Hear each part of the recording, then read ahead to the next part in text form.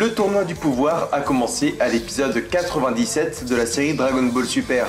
Et nous nous apprêtons aujourd'hui à commencer la finale du tournoi avec l'épisode 122. Et oui, l'univers 11 et l'univers 7 vont encore une fois s'affronter pour déterminer les grands survivants. 48 minutes de tournoi a finalement duré 25 épisodes, et même plus car ce n'est pas encore fini, et plus de 500 minutes d'épisodes. Parlons maintenant de la preview dans son ensemble. Gohan contre Toppo, Goku et Vegeta contre Jiren, Freezer contre Dispo et C17 complètement absent de la preview. La finale commence enfin. Vegeta attaque le plus puissant guerrier Jiren. Il ne reste que les guerriers de l'univers 7 et de l'univers 11 dans le tournoi du pouvoir. Vegeta défie Jiren à la place de Goku.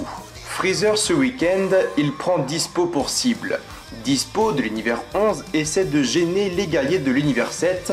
N'appréciant pas cette stratégie, Freezer décide de faire de Dispo sa prochaine victime. Et finalement, le Freezer, il prend tarif.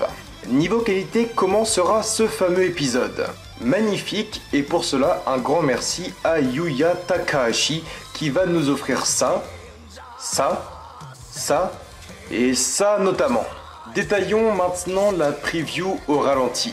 On commence d'abord la preview avec Goku et Vegeta Blue contre Jiren, avec un Jiren ayant largement l'avantage face aux deux Saiyajin pour l'instant. Nous retrouvons alors un Freezer regardant derrière lui et se faisant frapper violemment d'un seul coup, suivi de plusieurs coups en rafale, et c'est sûrement les coups de Dispo, le guerrier le plus rapide du tournoi du pouvoir. On retrouve ensuite un Goku heureux de combattre à nouveau Jiren, cela reste fort possible. Un Jiren utilisant sa tête comme puissant coup pour charger Goku.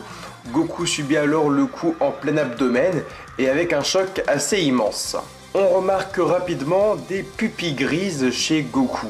Deux options alors, soit c'est le choc qui fait en sorte que les pupilles soient maintenant dilatées, soit on aurait le retour du Migate no Gokui qui prendrait encore une fois tarif. Toppo chargeant un ennemi à pleine puissance et un Gohan regardant en l'air en étant assez choqué. Forte chance donc d'avoir un Gohan versus Toppo.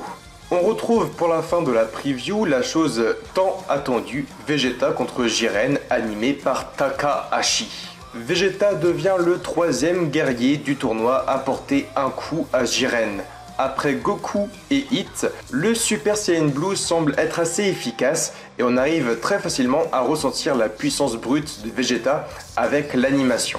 A vrai dire, alors que Hit et Goku avaient tous les deux frappé Jiren une fois chacun, dans la preview, Vegeta le frappe déjà 2 fois à l'abdomen avec son pied puis avec son poing. Sans oublier un Final Flash poussant Jiren à se protéger, alors que ce dernier restait quand même bras croisés face à un Genki Dama. Nous voyons alors sur plusieurs plans un Jiren acculé, reculant et passant plusieurs secondes à se protéger sans même pouvoir riposter.